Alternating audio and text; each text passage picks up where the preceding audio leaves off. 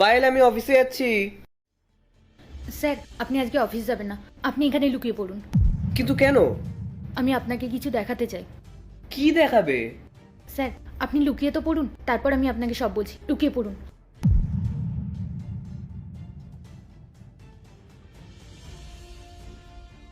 এই,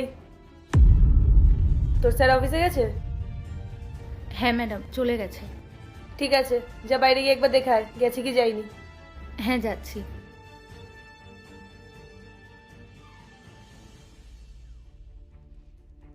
madam, sir চলে গেছে।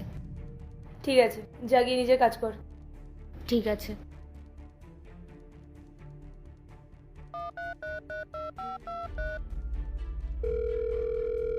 হ্যালো মনোজ, বেবি কোথায় আছো তুমি? এই তো, আমি নিচেই আছি। বলো, রাহুল চলে গেছে? হ্যাঁ, রাহুল চলে গেছে, তুমি তাড়াতাড়ি ওপরে চলে এসো। ঠিক আছে, আমি তাড়াতাড়ি বাইকটা পার্ক করে ওপরে চলে আসছি।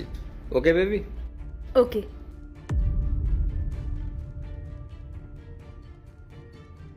গেছে তোমার খিটখিটে হাজবেন্ড? হ্যাঁ গেছে, একটু শান্তি পেলাম জানো তো। ও গেলে আমি শান্তি আর খুশি দুটোই পাই। সেটা কি করে? ও যখন যায় তখন তুমি আমার কাছে চলে আসো, আর তুমি আমার কাছে থাকলে আমি শান্তি আর খুশি দুটোই পাই। তুমি ওকে ছেড়ে কেন দাও না? একটু ধৈর্য রাখো। তুমি জানো, ও আমাকে ওর কোম্পানি ডিরেক্টর বানাতে চায়। আরও বলেছে ও আমাকে 50% শেয়ারও দেবে। সত্যি? হ্যাঁ সত্যি। ব্যাস একবারও সব কিছু আমার নামে করে দিক, তারপর আমি ওকে ডিভোর্স দিয়ে ওর প্রপার্টির অর্ধেক শেয়ার অ্যালিমনির নামে নিয়ে চলে যাব। ঠিক বলেছো তুমি। এসব যদি ঠিক হয়ে যায় না, আমাদের লাইফটা অনেক এনজয়মেন্টে কাটবে। তখন কিছু করার প্রয়োজনই পড়বে না, রিল্যাক্সে জীবন কাটাবো। আমি এই সব কিছু তো শুধু তোমার জন্যই করছি।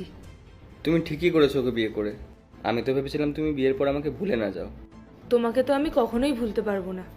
ফ্যামিলির লোক তোমার সাথে আমার বিয়ে দেয়নি, আমিও বাড়িতে তেমনভাবে কিছু বলতে পারিনি, কারণ তুমি তো কোনো কাজ করো না। তাতে কি হয়েছে, শুধু একবার ওর সব প্রপার্টি আমার নামে লিখে দিক, ব্যাস, তারপর ওকে ডিভোর্স দিয়ে আমরা বিয়ে করে নেব। ম্যাডাম, আপনার কি একটুও লজ্জা করছে না? স্যার আপনাকে এত ভালোবাসে আর আপনি তাকেই ধোকা দিচ্ছেন। তুই যা, নিজের কাজ কর, বেশি জ্ঞান দিতে হবে না তোকে, যা। এই কাজের মেয়ে তো বেশি কথা বলছে। এ শোন, কাজের মেয়ের মতো থাক, বেশি মালিক হতে যাস না। আমি একদমই বেশি কথা বলছি না, যা বলছি সত্যি বলছি। আপনি যদি সত্যি ম্যাডামকে ভালোবাসতেন না, তাহলে ম্যাডামের সাথে অন্য কারোর বিয়ে কোনো দিনও হতে দিতেন না। আসলে কি বলুন তো, সত্যি কথা এটাই যে আপনি কোনো দিনও আপনার লাইফে কিছু করতে পারবেন না, সব সময় সবটা ফ্রিতেই চালাবেন। দাঁড়া, তোকে আমি বাড়ি থেকে বার করছি। আমাকে বাড়ি থেকে বের করে দিলেই কি আপনার সত্যিটা বদলে যাবে? আচ্ছা, তুই এভাবে মানবি না তাই না? তোকে আমি দেখাচ্ছি মজা।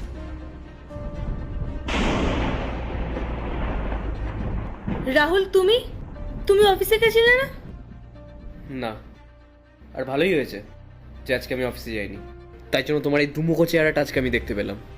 আমার সামনে তো কত ভালো সাজতে, কত ভালোবাসার কথা বলতে, আর আমার পেছনে বয়ফ্রেন্ড বানিয়ে রেখেছো। তাও আবার বিয়ের আগে। আরে, তুমি যদি ওকেই ভালোবাসতে তাহলে আমাকে কেন বিয়ে করলে? না না রাহুল, তেমন কোনো ব্যাপার না। ওই আমার পেছনে পড়ে আছে। আমি তোকে কতবার বলেছি যে আমি রাহুলকে চিট করতে পারবো না, কিন্তু ও জোর করে আমার বাড়িতে ঢুকে যায়। এইসব নাটক করে আর কোনো লাভ নেই। আমি তোমার সমস্ত কথা আমার ফোনে রেকর্ড করে নিয়েছি। তোমার সঙ্গে তো পরে কথা বলছি। আর তুই দাঁড়া, তোকে তো আমি পুলিশে দেবো। দাঁড়া তুই। পুলিশ?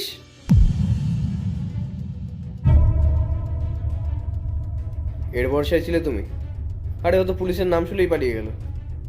বেশ ভালোই সঙ্গ দিল ও তোমার। না রাহুল, আমি তোমার সাথেই থাকতে চাই। কিন্তু এখন আমি তোমার সাথে এক মিনিটও থাকতে চাই না।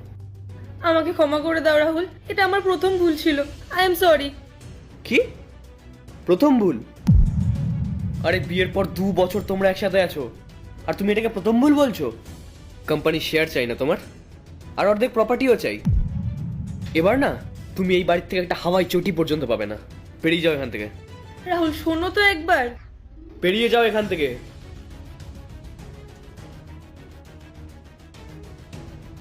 এই যে হ্যালো, এই স্যান্ডেলটাও না আমার টাকায় কেনা। এটাকে রাখো আর যাও এখান থেকে।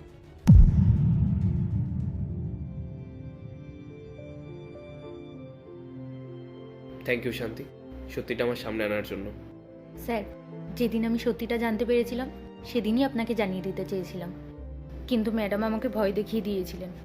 আর উনি আমাকে বলতেন যে আমি যদি আপনাকে সবটা জানিয়ে দিই উনি নাকি আমাকে কাজ থেকে বার করে দেবেন, আবার নাকি আমাকে মিথ্যে বদনাম দিয়ে পুলিশেও ধরিয়ে দেবেন।